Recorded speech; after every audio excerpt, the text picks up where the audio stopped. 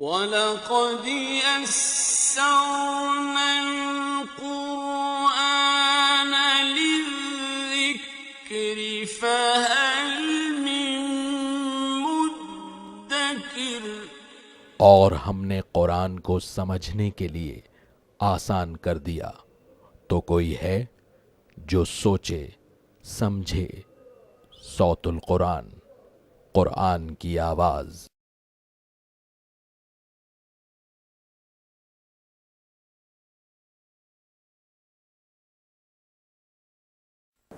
نحمده ونصلي على رسوله الكريم، اما بعد فاعوذ بالله من الشيطان الرجيم، بسم الله الرحمن الرحيم۔ ولا تنكحوا المشركات حتى يؤمن ولأمة مؤمنة خير من مشركة ولو أعجبتكم ولا تنكحوا المشركين حتى يؤمنوا ولعبد مؤمن خير من مشرك ولو أعجبكم أولئك يدعون إلى النار والله يدعو إلى الجنة والمغفرة بإذنه وَيُبَيِّنُ آيَاتِهِ لِلنَّاسِ لَعَلَّهُمْ يَتَذَكَّرُونَ۔ صدق اللہ العظیم۔ سورہ البقرہ کی آیت نمبر 2 سے 21 سے ہم اپنا مطالعہ شروع کر رہے ہیں۔ اب معاملات کے ضمن میں نکاح کے حوالے سے کچھ گفتگو آ رہی ہے۔ فرمایا کہ وَلَا تَنكِحُوا الْمُشْرِكَاتِ حَتَّى يُؤْمِنْ، اور اے مسلمانوں مشرک عورتوں سے نکاح نہ کرو جب تک کہ وہ ایمان نہ لے آئیں۔ وَلَأَمَةٌ مُؤْمِنَةٌ خَيْرٌ مِّن مُشْرِكَةٍ وَلَوْ أَعْجَبَتْكُمْ، اور ایک مسلمان کنیز ایک آزاد مشرک عورت سے بہتر ہے چاہے وہ تمہیں کتنی ہی بھلی لگے۔ وَلَا تُنكِحُوا الْمُشْرِكِينَ حَتَّى يُؤْمِنُوا، اور مشرکوں کے نکاح میں اپنی عورتوں کو مت دو جب تک کہ وہ مشرک ایمان نہ لے آئیں۔ یہاں الفاظ غور فرمائیے گا کہ وَلَا تَنكِحُوا الْمُشْرِكَاتِ، بالکل اس آیت کے شروع میں تم مشرک عورتوں سے نکاح نہ کرو، لیکن اب کہا جا رہا ہے کہ وَلَا تُنكِحُوا الْمُشْرِكِينَ، مشرکین کے نکاح میں مت دو۔ مراد ہے کہ اپنی عورتوں کو مشرکین کے نکاح میں مت دو۔ اسی سے یہ مسئلہ پھر احادیث سے بھی بیان کیا گیا کہ عورت کے نکاح کے لیے ولی کی سرپرستی اور اس کی رضامندی ضروری ہے۔ وَلَعَبْدٌ مُؤْمِنٌ خَيْرٌ مِّن مُشْرِكٍ وَلَوْ أَعْجَبَكُمْ، اور یقیناً ایک مسلمان غلام بہتر ہے ایک آزاد مشرک مرد سے چاہے وہ تمہیں کتنا ہی بھلا لگے۔ اب اصل بات بیان کی جا رہی ہے کہ یہ ممانعت کیوں ہے۔ اولئک یدعون الی النار، وہ لوگ آگ کی طرف بلاتے ہیں۔ واللہ یدعو الی الجنۃ والمغفرۃ بإذنہ، اور اللہ بلاتا ہے، دعوت دیتا ہے جنت اور اپنی بخشش کی طرف اپنے حکم سے۔ اللہ کی دعوت ہے جنت کی اور اس کی مغفرت کی، اور ان مشرکین کی دعوت ہے جہنم کی آگ کے عذاب کی۔ تو ظاہری بات ہے کہ مومن کو اللہ کی دعوت کو قبول کرنا چاہیے۔ تو ہر وہ سوسائٹی جہاں کچھ اس طرح کا معاملہ پیش آ جائے کہ نکاح کے بندھن سے دین اور ایمان خطرے میں پڑ جائے تو اس سے بچنے کی کوشش کی جائے گی، اس لیے کہ نکاح کا بندھن کوئی ایسا معاملہ نہیں ہے کہ کچھ کھیل تماشا ہو، بلکہ اس کے اثرات تمدن کے اعتبار سے، اخلاق کے اعتبار سے بڑے دور رس ہوتے ہیں، اور انسان کے عقائد اور اعمال پر بھی یہ نکاح کا بندھن اثر ڈالتا ہے۔ چنانچہ اس اعتبار سے کہا گیا کہ یہ مشرکین آگ کی طرف بلاتے ہیں اور اللہ جنت اور اپنی بخشش کی طرف دعوت دیتا ہے اپنے حکم سے۔ وَيُبَيِّنُ آيَاتِهِ لِلنَّاسِ، اور وہ لوگوں کے لیے اپنی آیات واضح فرماتا ہے، لَعَلَّهُمْ يَتَذَكَّرُونَ، تاکہ وہ نصیحت حاصل کریں۔ اس کے بعد عورتوں کے مخصوص معاملات کے حوالے سے رہنمائی دی جا رہی ہے۔ فرمایا کہ وَيَسْأَلُونَكَ عَنِ الْمَحِيضِ، اور اے نبی صلی اللہ علیہ وسلم وہ آپ سے حیض کی حالت کے بارے میں سوال کرتے ہیں۔ یہ عورتوں کے مخصوص ایام ہیں ان کے حوالے سے۔ قُلْ هُوَ أَذًا، اے نبی صلی اللہ علیہ وسلم فرما دیجئے کہ یہ تکلیف دہ بات ہے یا ناپاکی کی بات ہے، اور ایک اور ترجمانی کی گئی یہ بیماری ہے ایک عورتوں کی۔ فَاعْتَزِلُوا النِّسَاءَ فِي الْمَحِيضِ، بس تم عورتوں سے یعنی اپنی بیویوں سے حالت حیض میں علیحدہ رہو۔ اب نوٹ فرمائی کہ ہمارے دین نے بڑی بنیادی اور متوازن اور خوبصورت تعلیم عطا فرمائی ہے۔ بقیہ مذاہب میں، بقیہ معاشروں میں ان ایام میں عورتوں کو بالکل اچھوت بنا دیا جاتا ہے، خاص طور پر یہودیت میں اور ہندو مت میں یہ تصورات آج بھی موجود ہیں۔ تو یہاں پر کہا جا رہا ہے کہ عورتوں سے یعنی اپنی بیویوں سے دور رہو، تو اس کا یہ مطلب نہیں کہ ان کو اچھوت بنا دیا جائے یا ان کو کھانے پینے کے برتنوں کو ہاتھ بھی لگانے کی اجازت نہ دی جائے، نہیں، یہ قطعاً مطلب نہیں۔ ان کے ساتھ کھایا پیا جا سکتا ہے، انسان ایک شوہر اپنی بیوی کے ساتھ اس حالت میں سو بھی سکتا ہے۔ ہاں، وہ جو تعلق ہوتا ہے شوہر اور بیوی کا واقعتاً تعلق جسے کہا جاتا ہے، اس کی ممانعت ہے فقط اس حالت میں، باقی ان کے ساتھ گفتگو کرنا، ان کے ساتھ کھانا پینا، اس کی مکمل طور پر اجازت ہے۔ وَلَا تَقْرَبُوهُنَّ حَتَّى يَطْهُرْنَ، اور ان کے قریب بھی نہ جاؤ، یعنی وہ شوہر اور بیوی والا تعلق جو ہے بالفعل وہ قائم نہ کرو یہاں تک کہ وہ پاک ہو جائیں، ان کی یہ کیفیت ختم ہو جائے۔ مزید نوٹ فرمائیے کہ ان ایام میں جب یہ حالت حیض کے ایام ہوتے ہیں تو عورتوں پر نماز کی بھی پابندی نہیں ہے، وہ نماز ادا نہیں کریں گی اور نہ ہی بعد میں اس کی قضا کرنی ہے۔ جہاں تک روزوں کا معاملہ ہے تو حالت حیض میں روزے رکھنے تو نہیں ہیں، لیکن جب یہ ایام ختم ہو جائیں اور رمضان ختم ہو جائے تو جو روزے چھوٹے ہیں ان کی قضا کرنا عورتوں کے ذمے لازم ہے۔ فَإِذَا تَطَهَّرْنَ، بس جب وہ پاک ہو جائیں، فَأْتُوهُنَّ مِنْ حَيْثُ أَمَرَكُمُ اللَّهُ، تو تم ان کے پاس آؤ جہاں سے اللہ نے تمہیں حکم دیا ہے۔ مراد یہ ہے کہ جو فطری طریقہ کار ہے تعلق قائم کرنے کا، اس کے ذریعے سے تعلق قائم کرنے کی کوشش کی جائے۔ اس میں بھی یہ بات واضح رہنی چاہیے کہ ہر اعتبار سے شوہر اپنی بیوی سے لذت حاصل کر سکتا ہے، لیکن جس کو کہا جاتا ہے کہ اولاد کے لیے محنت اور کوشش کرنا، وہ جو تعلق ہے وہ سامنے ہی کی جانب سے ہے، اور اللہ کے رسول علیہ الصلاۃ والسلام نے فرمایا کہ جو پیچھے کی جانب سے تعلق قائم کرتا ہے وہ گویا اس شریعت کا انکار کرتا ہے جو میں لے کر آیا ہوں۔ یہ ابو داؤد شریف میں اللہ کے رسول صلی اللہ علیہ وسلم کی حدیث ہے، اور اس کی بنیاد پر یہ عمل کہ پشت کی جانب سے یہ تعلق قائم کیا جائے حرام ہے ہمارے دین میں۔ اس طرح کے معاملات میں رسالت میں آپ صلی اللہ علیہ وسلم نے کوئی جھجک محسوس نہیں کی ہے، اور یہ باتیں بڑے عمدگی کے ساتھ واضح طور پر آپ صلی اللہ علیہ وسلم نے بیان فرمائی۔ تو فَأْتُوهُنَّ مِنْ حَيْثُ أَمَرَكُمُ اللَّهُ، اور ان کے پاس آؤ اس مقام سے جہاں سے اللہ نے تمہیں حکم دیا ہے۔ ان اللہ یحب التوابین، بے شک اللہ خوب توبہ قبول کرنے والوں کو پسند فرماتا ہے، ویحب المتطہرین، اور خوب پاکیزگی اختیار کرنے والوں کو پسند فرماتا ہے۔ ایک پاکیزگی ظاہری اعتبار سے جس میں یہ حالت حیض کا معاملہ بھی آیا، ایک پاکیزگی باطنی اعتبار سے ہے، انسان گناہ کر لیتا ہے تو اب اس سے پاکیزگی اختیار کرنے کا طریقہ ہے کہ وہ سچی توبہ اللہ کے حضور میں کر لے۔ نساؤکم حرث لکم، تمہاری بیویاں تمہارے لیے کھیتیوں کی مانند ہیں۔ جیسے انسان، ایک کسان ہل چلاتا ہے، زمین کو تیار کرتا ہے، بیج ڈالتا ہے تاکہ اس سے فصل حاصل ہو جائے، اسی طرح فرمایا کہ نساؤکم حرث لکم، تمہاری بیویاں تمہارے لیے کھیتیوں کی مانند ہیں۔ فأتوا حرثکم انا شئتم، بس تم اپنی کھیتیوں میں جہاں سے چاہو آؤ، جس طرح چاہو لذت حاصل کرو۔ اگلے الفاظ جو ہیں واضح کر رہے ہیں کہ وہ طریقہ یہی ہے کہ سامنے کی جانب سے تعلق قائم ہو۔ فرمایا وقدموا لانفسکم، اور اپنے لیے مستقبل کی تدبیر کرو۔ یہ اشارہ ہے اولاد کے حصول کی طرف۔ تو یہ شوہر اور بیوی کا تعلق صرف لذت کے حصول کے لیے نہیں، صرف جنسی جذبے کی تکمیل ہی کے لیے نہیں ہے، بلکہ اس کا ایک اور اہم تر مقصد جو ہے وہ نسل انسانی کا بقا اور تسلسل ہے۔ تو فرمایا کہ وقدموا لانفسکم، اور اپنے لیے آگے کی تدبیر کرو، اولاد کے لیے کوشش کرو۔ واتقوا اللہ، اور اللہ کا تقوی اختیار کرو، اللہ کی نافرمانی سے بچو۔ واعلموا، اور جان لو، انکم ملاقوہ، بے شک تم اللہ سے ملاقات کرنے والے ہو۔ وبشر المؤمنین، اور اے نبی صلی اللہ علیہ وسلم خوشخبری سنا دیجئے ایمان لانے والوں کو۔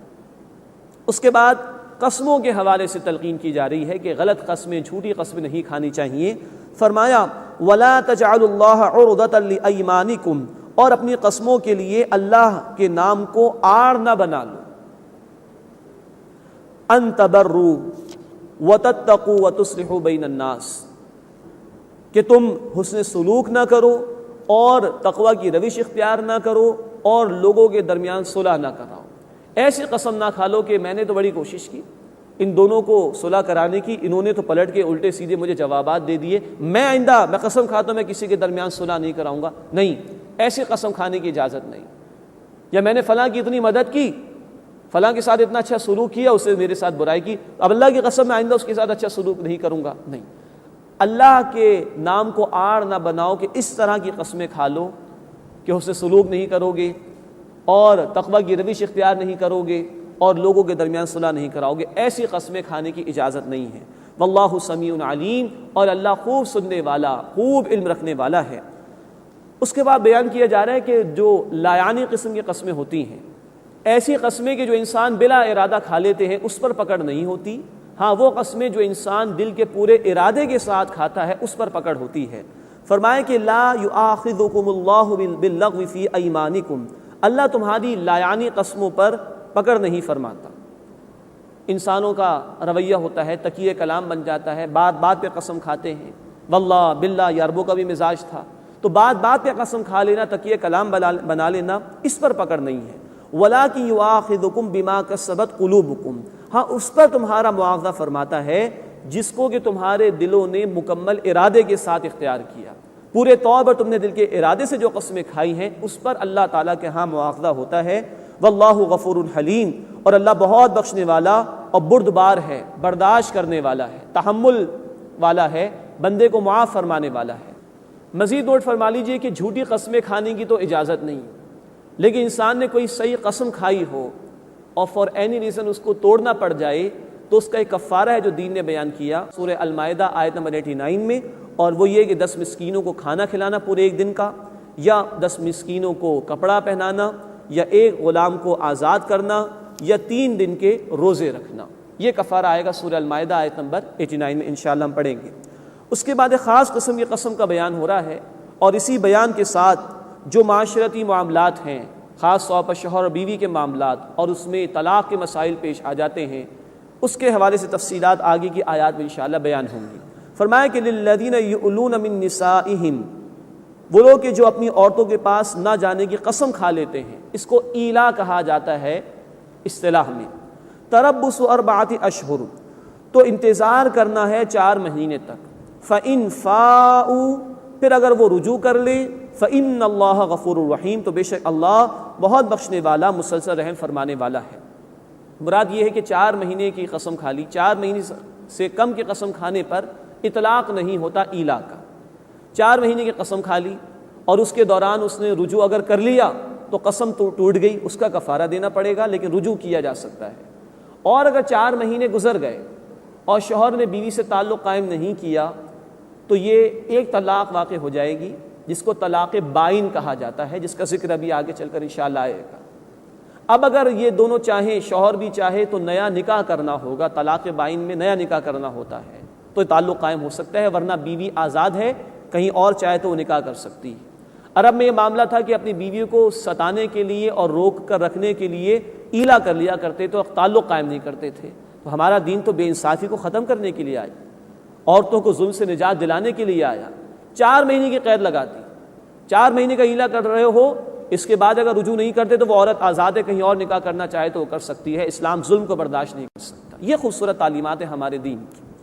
وَإِنْ عَزَمُوا الطَّلَاقَ، اور اگر انہوں نے طلاق کا ارادہ ہی کر لیا، فَإِنَّ اللَّهَ سَمِيعٌ عَلِيمٌ، تو بے شک اللہ تعالیٰ خوب سننے والا، خوب علم رکھنے والا ہے۔ اب آگے کی آیات میں اسی طلاق کے حوالے سے گفتگو آئے گی، تو چند باتیں سمجھ لینا ضروری ہے طلاق کے حوالے سے۔ سب سے پہلی بات یہ کہ دین اس رشتے کو مضبوط کرنا چاہتا ہے، شوہر اور بیوی کے تعلق۔ ہم نے سمجھا سورہ البقرہ آیت نمبر 187 میں اللہ رب العزت نے شوہر کو بیوی کے لیے اور بیوی کو شوہر کے لیے لباس قرار دیا، اور اس تعلق کو مضبوط کرنے کے لیے ہدایات بھی دی گئیں۔ سورہ الاحزاب آیت نمبر 71 میں کہا گیا کہ زبان کا درست استعمال کرو۔ یہ آیت رسول اکرم صلی اللہ علیہ وسلم خطبہ نکاح کے موقع پر ارشاد فرماتے تھے۔ تو زبان کے صحیح استعمال کی تلقین شوہر کے لیے بھی اور بیوی کے لیے بھی، کیونکہ جھگڑوں کا آغاز زبان کے غلط استعمال سے ہی ہوتا ہے۔ پھر یہ بتایا گیا سورہ النساء کی آیت نمبر 19 میں شوہروں کو کہا گیا کہ اپنی بیویوں کے ساتھ حسن سلوک کریں۔ پھر بتایا گیا اگر کسی شوہر کو اپنی بیوی کی طرف سے کوئی اندیشہ ہے تو اس کے کچھ لیولز بتائے گئے سورہ النساء آیت نمبر 34 اور 35 میں، کہ معاملے کو گھر ہی میں سالو کرنے کی کوشش کریں، اور اگر اس کی صورت نہیں بنتی تو ایک حکم یعنی انصاف کرنے والا، فیصلہ کرنے والا شوہر کے خاندان سے لیا جائے، ایک بیوی کے خاندان سے لیا جائے، اور معاملے کو سلجھانے کی کوشش کی جائے۔ کبھی عورت محسوس کرے کہ اس کے شوہر میں رغبت نہیں اس کے لیے، تو وہ عورت چاہے تو اپنے کچھ حقوق کم کر دے تاکہ شوہر کی توجہ اس کی طرف بڑھ جائے۔ یہ تفصیل آئی سورہ النساء آیت نمبر 128 میں۔ اس سب کے بعد بھی اگر زندگی کی گاڑی نہیں چل رہی تو سورہ النساء کی آیت نمبر 130 میں کہا گیا کہ علیحدگی کی اجازت ہے، اللہ ہر ایک کا حامی و ناصر ہے، اللہ کوئی نیا راستہ دونوں کے لیے پیدا فرما دے گا۔ تو پہلے تو دین نے چاہا کہ یہ معاملہ انٹیکٹ رہے، اس کے لیے ہدایات دی تھی، اور آخری لاسٹ ریزورٹ کے طور پر طلاق کو جائز قرار دیا گیا لیکن نوٹ کیجئے کہ اللہ کے رسول علیہ الصلوۃ والسلام کا یہ فرمان ہے کہ حلال چیزوں میں سب سے زیادہ ناپسندیدہ ترین شے یہ طلاق ہے۔ تو یہ توازن ہے ہمارے دین کی تعلیمات میں۔ ہندوؤں کے ہاں، یہودیوں کے ہاں طلاق کی بالکل ممانعت ہے، عیسائیوں کے ہاں جو کیتھولک فرقہ ہے اس کے بھی تقریباً ممانعت ہی ہے، اور جو پروٹسٹنٹس ہیں ان کے ہاں تو لازم ہے کہ بیوی پر بدکاری ثابت کرے تب طلاق دے سکتے ہیں۔ ہمارے دین نے پہلے تو اس نظام کو، گھر کے نظام کو انٹیکٹ رکھنے کے لیے ہدایات دی، اس کے بعد یہ کہ اگر دینا چاہو تو جائز ہے، اس کا بھی طریقہ شریعت نے بتایا۔ اللہ کے رسول علیہ الصلوۃ والسلام کی حدیث ہے کہ ایک ساتھ ہی تمام 3 طلاقیں نہیں دینی چاہیے، بلکہ پاکیزگی کے پیریڈ میں 1 طلاق دینی چاہیے، اور اس سے بھی وہ مسئلہ حل ہو سکتا ہے کہ جو علیحدگی کی بات ہے، 1 طلاق دے دی گئی، عدت مکمل ہو گئی، عورت کہیں اور نکاح کرنا چاہے کر سکتی، معاملہ ختم۔ لیکن یہ کہ پہلی طلاق، پھر دوسرے طہر میں دوسری طلاق، اور پھر تیسرے طہر یعنی پاکیزگی میں تیسری طلاق، تاکہ سوچنے سمجھنے کا موقع باقی رہے، یہ ہے جو اللہ کے رسول علیہ الصلوۃ والسلام نے سنت طریقہ ہمیں بیان فرمایا۔ تو یہ تو چند امور اس نظام کو انٹیکٹ رکھنے کے اعتبار سے، اور طلاق بہرحال یہ کہ جائز ہے لیکن ناپسندیدہ ترین چیز ہے حلال کاموں میں، یہ شریعت نے بیان کیا۔ اس کے بعد نوٹ فرمائیے کہ طلاق کے حوالے سے عدت کا بیان بھی اس مقام پر آ رہا ہے کہ اس کی عدت جو ہے وہ 3 حیض یا 3 قمری مہینے ہیں، یا اگر کوئی عورت حاملہ ہو تو بچے کی پیدائش کے ساتھ ہی اس کی عدت مکمل ہو جائے گی۔ 1 طلاق دی ہے یا 2 طلاق دے دی تو رجوع کا امکان رہتا ہے۔ عدت کے اندر اگر شوہر رجوع کر لے تو اس کو طلاق رجعی کہا جاتا ہے، یہ 2 کی حد تک ہے۔ اگر طلاق دے دی اور عدت کے اندر رجوع نہیں کیا، عدت مکمل ہو گئی، تو اب یہ طلاق بائن ہے، جس کا اشارہ ایلا کی صورت میں بھی آیا تھا۔ اب عورت چاہے تو کہیں اور نکاح کر سکتی ہے، لیکن اگر یہ شوہر اور بیوی دونوں راضی ہوں تو تجدید نکاح یعنی نیا نکاح کر کے دوبارہ تعلق قائم کر سکتے ہیں، لیکن یہ 2 طلاقوں کی حد تک ہے۔ تیسری طلاق بھی دے دی، 3 طلاقیں مکمل ہو گئیں، تو یہ طلاق مغلظ ہے، اب کبھی بھی ان کے درمیان نکاح نہیں ہو سکتا، الا یہ کہ حلالہ کا معاملہ ہو جائے، جس کا ذکر آگے چل کر آئے گا۔ تو طلاق مغلظ 3 طلاقیں دے دی، معاملہ ختم بالکل۔ اور ایک شوہر کے پاس پوری زندگی میں ایک بیوی کے حوالے سے صرف 3 ہی طلاق کا حق ہے، سوچ سمجھ کر استعمال کرنا چاہیے۔ حلالہ یہ ہے کہ ایک شخص نے اپنی بیوی کو 3 طلاقیں دے دی، اب اس بیوی کا کہیں اور نکاح ہو گیا، اور نیچرلی اس شوہر نے، دوسرے شوہر نے اس پہلی بیوی کو طلاق دے دی، یا بہرحال اس کا انتقال ہو گیا، اور اب یہ پہلا شوہر اور یہ بیوی اگر رضامند ہو تو نکاح ہو سکتا ہے۔ لیکن جو حلالہ ہمارے معاشرے میں اب ہوتا ہے، پری پلانڈ ہوتا ہے، منصوبہ بندی کے ساتھ ہوتا ہے، یہ حرام ہے، اور اللہ کے رسول صلی اللہ علیہ وسلم نے ایسے پلانڈ حلالہ پر لعنت فرمائی ہے، جامع ترمذی کی حدیث میں الفاظ موجود ہیں۔ اس کے علاوہ یہ بھی سمجھنے کی ضرورت ہے کہ ایک ایک کر کے طلاق دینا، یہی اللہ کے رسول علیہ الصلوۃ والسلام نے ہمیں طریقہ بیان کیا، یہ طلاق احسن ہے، اور ایک ہی وقت میں تمام طلاقیں دے دینا، اس کو طلاق بدعت کہا گیا، اور اس پر حضرت عمر رضی اللہ تعالی عنہ نے کوڑے بھی لگائے ہیں۔ ایک مسئلہ ہمارے ہاں اختلافی ہے کہ ایک وقت میں اگر 3 طلاقیں دے دی جائیں تو وہ 3 ہی واقع ہوں گی یا ایک سمجھی جائیں گی۔ اللہ کے رسول صلی اللہ علیہ وسلم کے دور میں تو یہ رہا کہ آپ نے پوچھا دینے والے سے، اور 3 کا بھی فیصلہ کیا اور 1 کا بھی فیصلہ کیا، لیکن حضرت عمر رضی اللہ تعالی عنہ کے دور میں یہ قانون پاس ہو گیا کہ ایک وقت میں کوئی شخص اگر 3 طلاقیں دے گا تو 3 ہی کا نفاذ ہوگا، 3 ہی مانی جائیں گی، اور وہ کوڑے بھی لگواتے تھے تاکہ لوگوں کو تنبیہ ہو جائے۔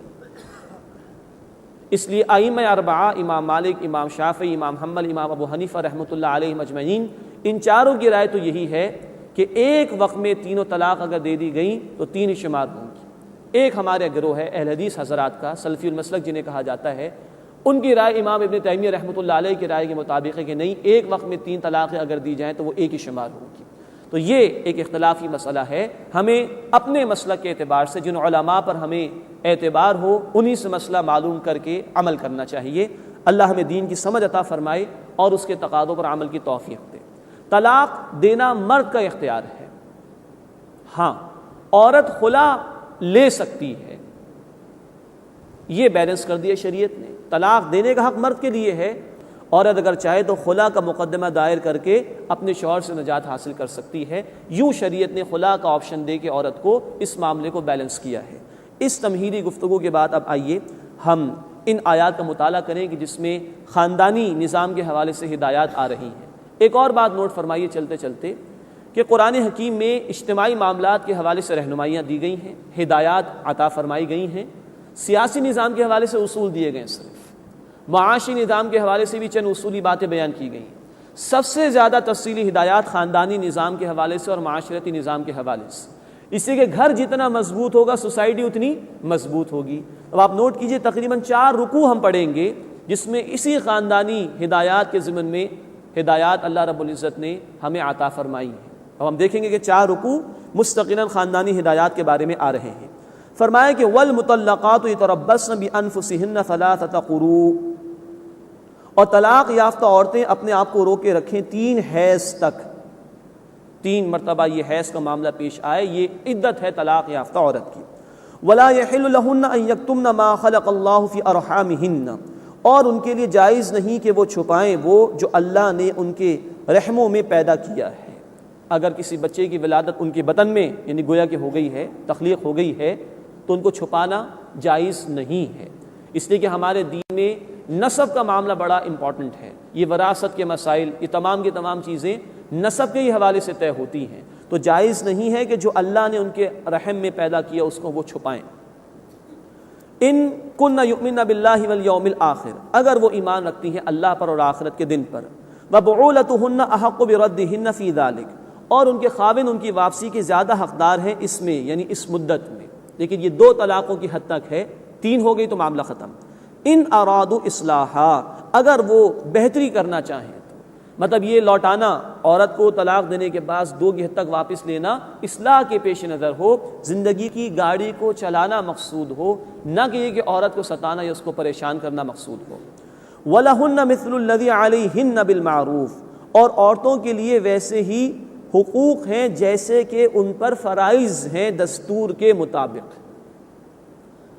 دیکھیے اللہ تعالیٰ نے فطرتاً مرد کو زیادہ قوی بنایا ہے، عورت کو نسبتاً کمزور بنایا ہے، تو عورت پر اتنی ذمہ داری ڈالی گئی ہے جتنا کہ وہ برداشت کر سکتی ہے۔ یہاں کہا جا رہا ہے کہ وَلَهُنَّ مِثْلُ الَّذِي عَلَيْهِنَّ بِالْمَعْرُوفِ، عورتوں کے لیے ویسے ہی حقوق ہیں جیسے کہ ان پر ذمہ داریاں ہیں۔ اس کی ایک مثال یہ ہے کہ وراثت میں آپ نوٹ فرمائیے کہ مرد کا حصہ عورت کے مقابلے میں دوگنا رکھا گیا ہے، اس سے کہ مرد پر ذمہ داری زیادہ ہے، بیوی کی بھی اولاد کی بھی، عورت کا کم رکھا گیا۔ تو جیسے حقوق ہیں ویسی ہی ذمہ داریاں ان پر رکھی گئی ہیں بالمعروف، دستور کے مطابق۔ وَلِلرِّجَالِ عَلَيْهِنَّ دَرَجَةٌ، اور مردوں کو ان پر ایک درجہ برتری حاصل ہے۔ واللہ عزیز حکیم، اور اللہ زبردست حکمت والا ہے۔ یہ برتری سے مراد یہ نہیں کہ معاذ اللہ بیوی کو یا عورت کو ڈیگریڈ کر دیا گیا ہے، نہیں۔ دنیا کے ہر انسٹیٹیوشن میں ہم دیکھتے ہیں کہ نظام کو برقرار رکھنے اور چلانے کے لیے فائنل اتھارٹی کسی ایک فرد واحد کے پاس ہوتی ہے۔ تمام آرگنائزیشنز میں ڈائریکٹرز بہت زیادہ ہو سکتے ہیں لیکن مینیجنگ ڈائریکٹر وہ ایک ہی ہوتا ہے۔ منسٹرز کسی گورنمنٹ میں بہت زیادہ ہو سکتے ہیں لیکن پرائم منسٹر وہ ایک ہی ہوتا ہے۔ ایسے ہی گھر کے نظام کو انٹیکٹ رکھنے کے لیے شوہر کو ایک درجہ اوپر رکھا گیا تاکہ گھر کا نظام انٹیکٹ رہے اور اسموتھلی وہ فنکشن کرتا رہے۔ یہ تفصیل مزید آئے گی انشاءاللہ تعالی سورہ النساء آیت نمبر 34 میں بھی، جہاں کہا گیا الرجال قوامون علی النساء، مرد عورتوں پر منتظم ہیں، حاکم ہیں، گھر کا نظام چلانا مردوں کی ذمہ داری ہے، اس لیے ایک درجہ ان کو اوپر رکھا گیا ہے۔ تو فرمایا کہ وَلِلرِّجَالِ عَلَيْهِنَّ دَرَجَةٌ، اور مردوں کا ان پر ایک درجہ برتری کا ہے۔ واللہ عزیز الحکیم، اور اللہ زبردست ہے، حکمت والا ہے۔ الطلاق مرتان، طلاق 2 مرتبہ ہی ہے۔ فَإِمْسَاكٌ بِمَعْرُوفٍ أَوْ تَسْرِيحٌ بِإِحْسَانٍ، پھر روک لینا ہے بھلے طریقے پر یا رخصت کر دینا ہے حسن سلوک کرتے ہوئے۔ یہ جیسے کہ عرض کیا گیا کہ 2 طلاق کی حد تک تو رجوع کا امکان ہے، تیسری کے بعد معاملہ ختم ہو جاتا ہے، لیکن یہ رجوع بھی اگر ہو تو بھلے طریقے پر ہو، عورت کو ستانا یا قید کرنا مقصود نہ ہو، ورنہ پھر یہ کہ اس کو عورت کو پھر آزادی دے دی جائے تاکہ وہ کوئی اور نکاح کر لے۔ وَلَا يَحِلُّ لَكُمْ أَن تَأْخُذُوا مِمَّا آتَيْتُمُوهُنَّ شَيْئًا، اور تمہارے لیے جائز نہیں کہ تم نے انہیں جو کچھ دیا ہے اس میں سے کچھ واپس لے لو۔ اب آپ ذرا غور کیجئے، طلاق کا معاملہ کوئی خوشگوار معاملہ تو نہیں ہوتا، لیکن اس کو بھی پائے تکمیل تک پہنچانے کے لیے خوش اسلوبی کے ساتھ معاملہ کرنے کا حکم دیا جا رہا ہے۔ یہ ہے خوبصورتی ہمارے دین کی۔ تو فرمایا کہ اگر طلاق دے دی اور عورت کو کچھ دے دیا تھا اب واپس نہیں لے سکتے، وہ مالک ہو گئی تھی اس چیز کی۔ یہ بڑی کڑوی گولی ہے جو ہضم کرنا بڑا مشکل ہے، لیکن اللہ کا حکم یہی ہے۔ ہاں اس کی ایک صورت ہے، وہ ہے خلا کی صورت میں، جس کا ذکر اب آ رہا ہے، الا ان یخافا الا یقیما حدود اللہ، سوائے اس کے کہ دونوں اندیشہ کریں کہ اللہ کی حدود قائم نہیں رکھ سکیں گے۔ فَإِنْ خِفْتُمْ، پھر اگر تم ڈرو، اللہ یقیما حدود اللہ، کہ وہ دونوں اللہ کی حدود قائم نہ رکھ سکیں گے، فلا جناح علیہما، تو ان دونوں پر کوئی گناہ نہیں، فی مفتدت بہ، کہ عورت فدیہ دے کر چھڑا لے۔ یہ اشارہ ہے خلا کی طرف۔ پہلی صورت ہم پڑھ رہے تھے، مرد نے طلاق دے دی، کچھ بھی عورت سے واپس نہیں لے سکتا، لیکن اگر عورت خلا کا مقدمہ دائر کرے عدالت میں یا کسی اتھارٹی کے سامنے، تو عورت کو کچھ فورگو کرنا پڑے گا، کچھ چھوڑنا پڑے گا۔ اگر مرد نے مہر دے دیا تھا تو کچھ وہ واپس کرنا ہوگا، یا کچھ مال واپس کرنا ہوگا۔ یہ ہے خلا کی صورت میں کہ عورت کو اپنے حق کو چھوڑنا ہوگا۔ اس صورت میں تو مرد کچھ واپس لے سکتا ہے، ادروائز اگر مرد نے طلاق دی ہے وہ کچھ بھی عورت سے واپس نہیں لے سکتا۔ تلک حدود اللہ، یہ اللہ کی حدود ہیں، فلا تعتدوها، بس ان سے آگے نہ بڑھو، ان کو کراس نہ کرو۔ ومن یتعد حدود اللہ، اور جو اللہ کی حدود سے آگے بڑھتا ہے، فاولئک هم الظالمون، بس یہی لوگ ہیں جو ظالم ہیں۔ اب ان معاملات کی ذرا حساسیت کو نوٹ کیجئے۔ فرمایا کہ اللہ کی حدود ہیں، اور ان کو جو پامال کر رہے ہیں، ان احکامات پر جو عمل نہیں کر رہے، وہ بے شک ظالم ہے اللہ تعالیٰ کی نگاہوں میں۔ فَإِن طَلَّقَهَا، اب بات آ رہی ہے تیسری طلاق کے حوالے سے۔ دو کی حد تک رجوع کا امکان ہے، طلاق بائن بھی ہو گئی تو تجدید نکاح ہو سکتا ہے، لیکن دو کی حد تک۔ تیسری طلاق کا معاملہ بیان ہو رہا ہے تو پھر اس کی کوئی صورت نہیں ہے سوائے حلالے کے مسئلے کے، جس کا ذکر اس آیت میں آ رہا ہے۔ فَإِن طَلَّقَهَا، بس اگر اس نے مرد نے اس کو طلاق دے دی عورت کو، فَلَا تَحِلُّ لَهُ مِن بَعْدُ، تو جائز نہیں اس کے بعد اس کے لیے، حَتَّى تَنْكِحَ زَوْجًا غَيْرَهُ، یہاں تک کہ وہ بیوی اس کے علاوہ کسی اور خاوند سے نکاح کر لے۔ فَإِن طَلَّقَهَا، پھر اگر وہ دوسرا خاوند اس عورت کو طلاق دے دے، فَلَا جُنَاحَ عَلَيْهِمَا، تو اب ان دونوں پر کوئی گناہ نہیں، یعنی پہلے شوہر پر اور اس بیوی پر اب کوئی گناہ نہیں، ان یتراجعا، کہ وہ رجوع کر لیں، دوبارہ نکاح کر لیں، ان ظنا ان یقیما حدود اللہ، بشرطے کہ وہ یہ خیال رکھیں کہ وہ اللہ کی حدود کو قائم رکھیں گے۔ اصل شے یہ ہے، زندگی کی گاڑی بھی صحیح طرح لے کر چلیں گے اللہ تعالیٰ کی تعلیمات کے مطابق۔ یہ شرعی حلالہ ہے جو اتفاقاً ہو جائے، نیچرل وے میں ہو جائے۔ ایک شخص نے اپنی بیوی کو طلاق دی، 3 طلاقیں دے دی، اس بیوی کا نکاح کہیں اور ہوا، اس نے نیچرل وے میں فار اینی ریزن اس بیوی کو طلاق دے دی، اب یہ بیوی پہلے شوہر سے نکاح کر سکتی ہے۔ لیکن جیسا کہ میں نے عرض کیا تھا، جامع ترمذی کی حدیث ہے، اللہ کے رسول صلی اللہ علیہ وسلم نے لعنت فرمائی ہے پلان طریقے سے، منصوبہ بندی کے ساتھ حلالہ کرنے والے اور کرانے والے پر، اس سے بچنا چاہیے۔ وَتِلْكَ حُدُودُ اللَّهِ، اور یہ اللہ کی حدود ہیں، يُبَيِّنُهَا لِقَوْمٍ يَعْلَمُونَ، وہ ان کے لیے واضح فرماتا ہے جو جاننا چاہیے۔ وَإِذَا طَلَّقْتُمُ النِّسَاءَ، اور جب تم عورتوں کو طلاق دو، فَبَلَغْنَ أَجَلَهُنَّ، پھر وہ اپنی عدت پوری کر لیں، فَأَمْسِكُوهُنَّ بِمَعْرُوفٍ، تو انہیں دستور کے مطابق روکو، أَوْ سَرِّحُوهُنَّ بِمَعْرُوفٍ، یا دستور کے مطابق یعنی عمدگی کے ساتھ رخصت کر دو۔ یہ پھر وہی بات کہ 2 طلاق کی حد تک یہ معاملہ ہوگا۔ وَلَا تُمْسِكُوهُنَّ ضِرَارًا لِتَعْتَدُوا، اور انہیں نقصان پہنچانے کے لیے مت روکو کہ تم زیادتی کرو۔ وَمَن يَفْعَلْ ذَلِكَ، اور جو یہ کرے گا، فَقَدْ ظَلَمَ نَفْسَهُ، بے شک اس نے اپنے اوپر ظلم کیا۔ وَلَا تَتَّخِذُوا آیَاتِ اللَّهِ هُزُوًا، اور اللہ کے احکام کو مذاق نہ بناؤ، یہ شریعت کو کھیل تماشا نہ بناؤ، سیریسلی اللہ کے احکامات کو لو۔ رکھنا ہے اپنی بیوی کو تو بھلے طریقے پر رکھو، ورنہ اس کو چھوڑ دو تاکہ وہ کہیں اور نکاح کر لے۔ وَاذْكُرُوا نِعْمَتَ اللَّهِ عَلَيْكُمْ، اور تم پر جو اللہ کی نعمت ہے اسے یاد رکھو۔ وَمَا أَنزَلَ عَلَيْكُمْ مِنَ الْكِتَابِ وَالْحِكْمَةِ، اور جو اللہ نے تم پر کتاب اور حکمت نازل فرمائی۔ یعظکم بہ، اس سے وہ تمہیں نصیحت فرماتا ہے۔ واتقوا اللہ، اور اللہ کا تقوی اختیار کرو۔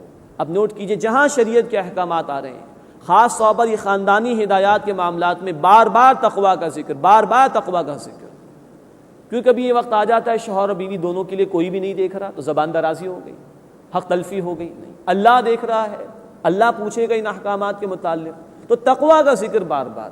یہ تقوی یعنی اللہ کی نافرمانی سے بچنے کا جذبہ ہو تو گاڑی زندگی کی صحیح چلے گی، اور یہ خوف دل سے اٹھ جائے کہ اللہ کے حضور جا کر پیشی دینی ہے تو بھی شریعت کے قانون کو بھی لوگ مذاق بنا لیتے ہیں۔ فرمایا واتقوا اللہ، اور اللہ کا تقوی اختیار کرو، اللہ کی نافرمانی سے بچو، وَاعْلَمُوا، اور جان لو، ان اللہ بکل شیء علیم، بے شک اللہ تعالیٰ ہر شے کا علم رکھنے والا ہے۔ وَإِذَا طَلَّقْتُمُ النِّسَاءَ، اور جب تم عورتوں کو طلاق دے دو، فَبَلَغْنَ أَجَلَهُنَّ، پھر وہ اپنی عدت مکمل کر لیں، فَلَا تَعْضُلُوهُنَّ أَن يَنكِحْنَ أَزْوَاجَهُنَّ، تو انہیں اپنے خاوندوں سے نکاح کرنے سے نہ روکو، اذا تراضوا بینہم بالمعروف، جبکہ وہ راضی ہوں آپس میں دستور کے مطابق یعنی بھلے طریقے پر۔ یہ اشارہ اس بات کی طرف ہے کہ ایک شوہر نے اپنی بیوی کو طلاق دے دی اور رجوع نہیں کیا عدت کے دوران، عدت مکمل ہو گئی، اب یہ طلاق بائن ہے، نکاح کر کے رجوع کا امکان موجود ہے، لیکن ممکن ہے کہ جو بیوی ہے اس کا بھائی، اس کے والد، اس کے گھر والے رکاوٹ بنے اس نکاح کے اندر، تو ان کو تلقین کی جا رہی ہے کہ تم رکاوٹ نہ بنو، لیکن وہی بات کہ یہ 2 طلاق کی حد تک تو ہوگا، تو گھر والوں کو کہا جا رہا ہے بیوی کے کہ تم رکاوٹ نہ بنو اس میں۔ اور ایک تشریح یہ بھی اس میں بیان کی گئی ہے کہ شخص نے اپنی بیوی کو طلاق دے دی 1 یا 2 اور رجوع بھی نہیں کیا، طلاق بائن ہو گئی، اب یہ عورت آزاد ہے کہیں اور نکاح کرنے کے لیے، تو جس شوہر نے اپنی بیوی کو طلاق دی اب وہ رکاوٹ نہ بنے کہ یہ عورت اگر کہیں اور نکاح کرنا چاہتی ہے تو یہ روکنے کی کوشش کرے، یہ رکاوٹ نہ بنے۔ تو فرمایا کہ وَإِذَا طَلَّقْتُمُ النِّسَاءَ، اور جب تم عورتوں کو طلاق دے دو، فَبَلَغْنَ أَجَلَهُنَّ، پھر وہ پوری کر لیں اپنی عدت، فَلَا تَعْضُلُوهُنَّ أَن يَنكِحْنَ أَزْوَاجَهُنَّ، تو انہیں اپنے خاوندوں سے نکاح کرنے سے مت روکو، اذا تراضوا بینہم بالمعروف، جبکہ وہ راضی ہوں آپس میں دستور کے مطابق یعنی بھلے طریقے پر، ذالک یوعظ بہ، یہ نصیحت اسے کی جاتی ہے، من کان منکم یؤمن باللہ، جو تم میں سے ایمان رکھتا ہے اللہ پر، والیوم الآخر، اور آخرت کے دن پر، ذالکم ازکی لکم واطہر، یہی تمہارے لیے پاکیزہ تر ہے اور صاف ستھرا ہے، واللہ یعلم، اور اللہ جانتا ہے، وانتم لا تعلمون، اور تم نہیں جانتے۔ اللہ سب کا پیدا کرنے والا ہے، اللہ سب کے نفع نقصان کو سب سے زیادہ بہتر جانتا ہے، تو اگر اللہ کی شریعت کے مطابق عمل کرو گے تو معاملات درستگی کے ساتھ چلتے رہیں گے۔ اس کے بعد اب مسائل بیان ہو رہے ہیں طلاق کے ہی ضمن میں، بچے کی پرورش ہے، اس کو دودھ پلانا ہے، اور عورت اگر بچے کو دودھ پلائے عدت کے دوران تو یہ نان نفقہ شوہر کی ذمہ داری ہوگی، یہ اخراجات شوہر کی ذمہ داری ہوگی۔ اتنی باریک بینی کے ساتھ دیکھیے کہ تفصیلات بیان ہوئی۔ فرمایا کہ والوالدات یرضعن اولادہن حولین کاملین، اور مائیں اپنی اولاد کو پورے 2 سال دودھ پلائیں، یہ تلقین قرآن حکیم کی، یہ مدت بہرحال میکسیمم ہے، اس حد تک دودھ پلانے کی کوشش کرنی چاہیے۔ لمن اراد ان یتم الرضاعہ، جو کوئی دودھ پلانے کی مدت مکمل کرنا چاہے، یہ میکسیمم عمر ہے دودھ پلائے جانے کی۔ وعلی المولود لہ رزقہن وکسوتہن، اور ان یعنی ماؤں کا کھانا اور ان کا لباس باپ پر واجب ہے، طلاق دے بھی دی ہے لیکن تمہارے ہی بچے کو اگر وہ دودھ پلا رہی ہے تو اب یہ اخراجات تمہاری ذمہ داری ہے، اس عدت کے دوران کے اخراجات بھی شوہر کی ذمہ داری، اور طلاق دے دیے جانے کے بعد یہ عورت اس کے بچے کو دودھ پلا رہی ہے، اس کی کفالت کر رہی ہے، تو یہ اخراجات بھی باپ کی اور شوہر کے ذمے ہے۔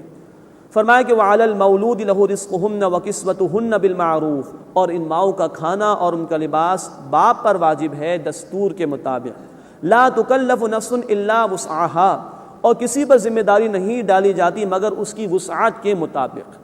ہر شخص اپنے اعتبار سے دیکھے وہ کتنا خرچ کر سکتا ہے، لیکن جو ذمہ داری ہے وہ اس کو ادا ضرور کرے۔ لا تضار والدۃ بولدہا، ماں کو نقصان نہ پہنچایا جائے بچے کی وجہ سے، مراد یہ ہے کہ زبردستی نہ کیا جائے عورت سے دودھ پلانے پر، کسی اور سے بھی پلایا جا سکتا ہے، یا یہ کہ اس کا جو نان نفقہ ہے باپ وہ ادا نہ کرے اور مطالبہ کرے کہ اس بچے کو دودھ پلاؤ۔ ولا مولود لہ بولدہ، اور نہ باپ کو اس کے بچے کی وجہ سے نقصان پہنچایا جائے، یعنی یہ بیوی جس کو طلاق دے دی گئی ہے یہ دودھ پلانے سے جان بوجھ کر انکار نہ کرے یا بہت زیادہ اخراجات کا مطالبہ کرے، تو نہ بیوی نقصان پہنچائے نہ باپ نقصان پہنچائے۔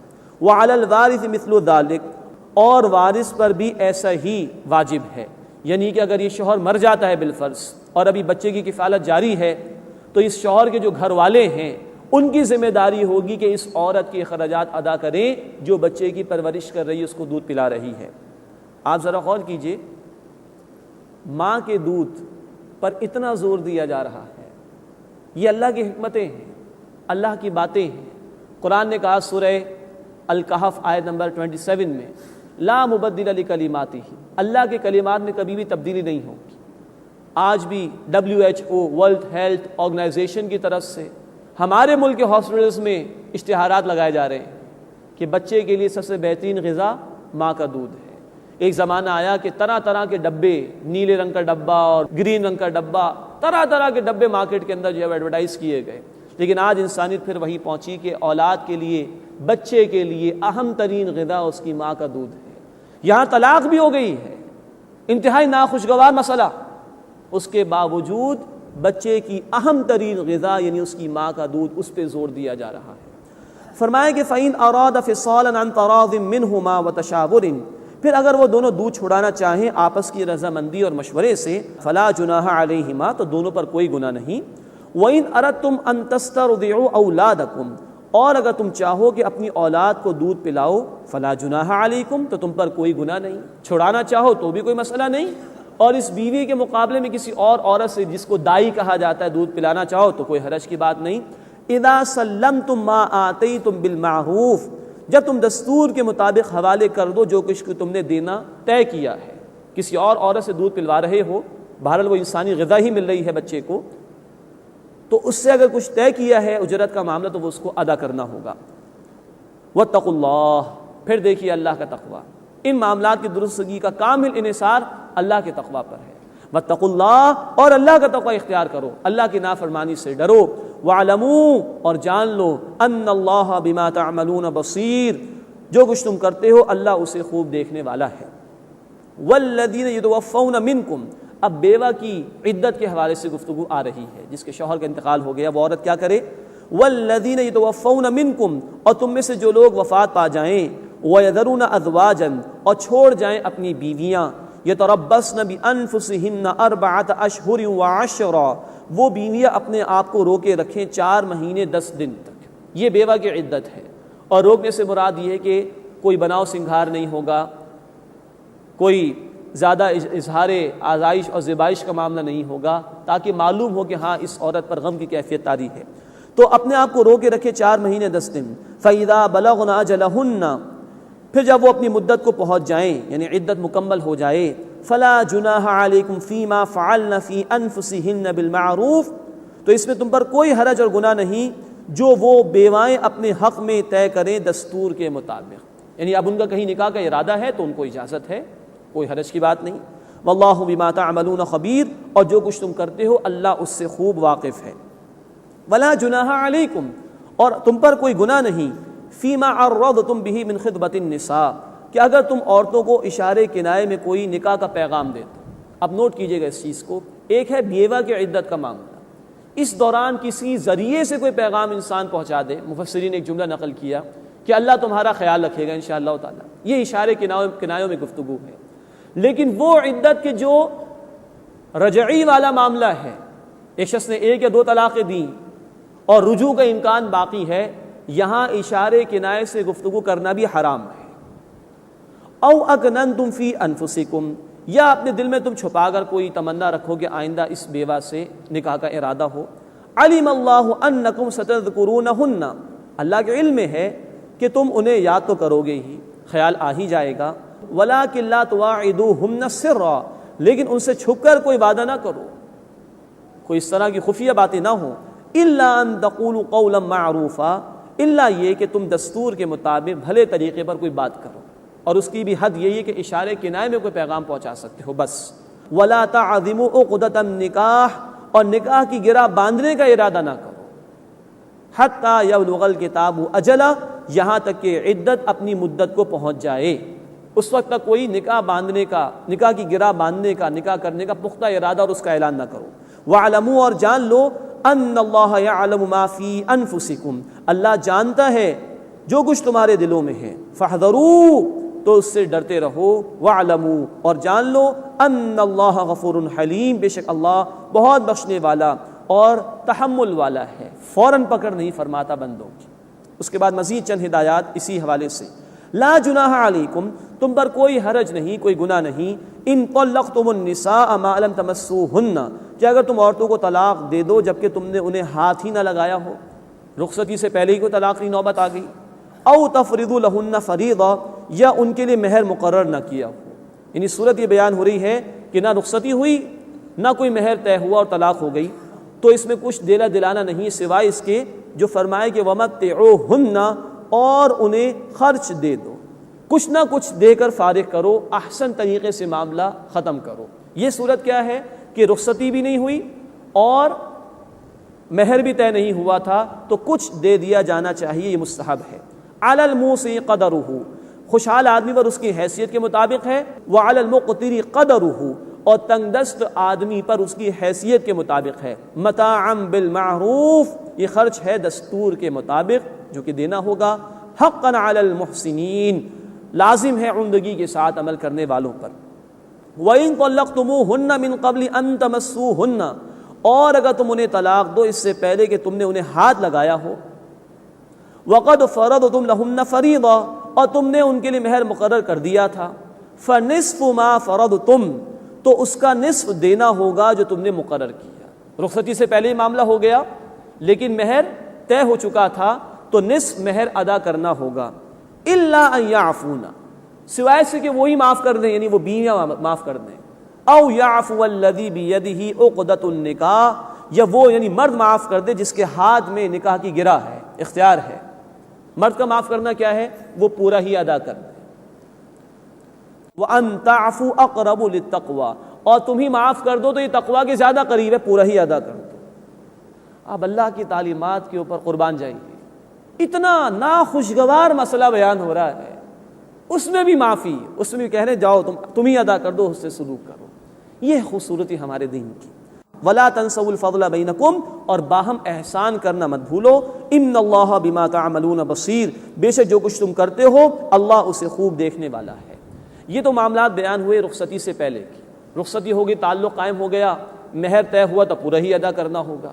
ایک صورت یہ ہو سکتی ہے کہ مہر طے نہ ہوا ہو فار اینی ریزن، تو مہر مثل ادا کرنا ہوگا.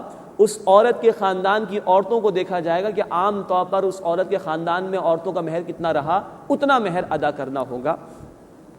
اگلی آیت میں نماز کا ذکر آ گیا. ہم بھی دیکھ رہے کہ کافی عرصے سے یہ خاندانی معاملات کا بیان آ گیا، اور ہوتا بھی یہی ہے کہ انسان جب ان معاملات میں انوالو ہوتا ہے تو اللہ کو بھلا دیتا ہے. تو اب نماز کا ذکر آ گیا. دو اعتبارات کہ زندگی کے معاملات میں ضرور رہو لیکن اللہ کو مت بھلاؤ، اور نمبر دو، اللہ کی یاد جتنی پختہ ہوگی اتنا یہ معاملات درست ہو جائیں گے. اللہ کا تقوی جتنا اختیار کیے رکھو گے اتنا یہ معاملات درست ہو جائیں گے. تو اب نماز کا حکم، حافظوا علی الصلوات، نمازوں کی حفاظت کرو. یہ نماز اللہ کی یاد کو تازہ کرتی ہے اور اللہ کا خوف اور خشیت دل میں پیدا کرتی ہے، جس سے معاملات زندگی درست ہوتے ہیں. والصلاۃ الوسطیٰ، اور درمیانی نماز کا خیال رکھو. مفسرین کی رائے بھی ہے اور جامع ترمذی کی حدیث بھی، عصر کی نماز مراد ہے جو درمیان ہے دن میں، صبح سے لے کے اگر ہم رات تک جائیں تو بڑی تیزی کے ساتھ وہ وقت گزرتا ہے اور نماز بہت آسانی سے ضائع ہو سکتی ہے. اللہ ہمیں معاف فرمائے اور ہمیں تمام نمازوں کا اہتمام کرنے کی توفیق عطا فرمائے. وقوموا للہ قانتین، اور اللہ کے لیے فرما برداری اختیار کر کے کھڑے ہو جاؤ، عاجزی اختیار کرو. فَإِنْ خِفْتُمْ فَرِجَالًا أَوْ رُكْبَانًا، پھر اگر تمہیں ڈر ہو تو چلتے چلتے یا سواری ہی کی حالت کے اندر نماز ادا کرو. یہ اشارہ ہے کہ کبھی خوف کی کیفیت ہو تو جس طرح بھی بن پڑے انسان نماز ادا کر سکتا ہے، جس طرح بھی چاہے. مزید صلاۃ الخوف کا ذکر آئے گا سورہ النساء کی آیت نمبر 101 اور 102 میں انشاءاللہ. فَإِذَا أَمِنْتُمْ، پھر جب تم امن پاؤ، خوف کی کیفیت ہے، انتشار کا معاملہ ہے، تو جیسے تیسے بھی نماز ادا کر لو. لیکن جب امن کی حالت ہو جائے، فَاذْكُرُوا اللَّهَ، اللہ کو یاد کرو. نماز کی ادائیگی کا اہتمام مراد ہے. کما علمکم، جیسے اللہ نے تمہیں سکھایا، ما لم تکونوا تعلمون، جو تم نہیں جانتے تھے.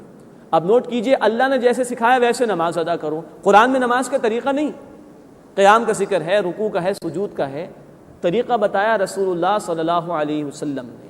یہ ہے اتھارٹی آف سنہ، سنت کی دلیل قرآن سے کہ قرآن کے علاوہ بھی اللہ کے رسول صلی اللہ علیہ وسلم پر وحی نازل ہوئی ہے.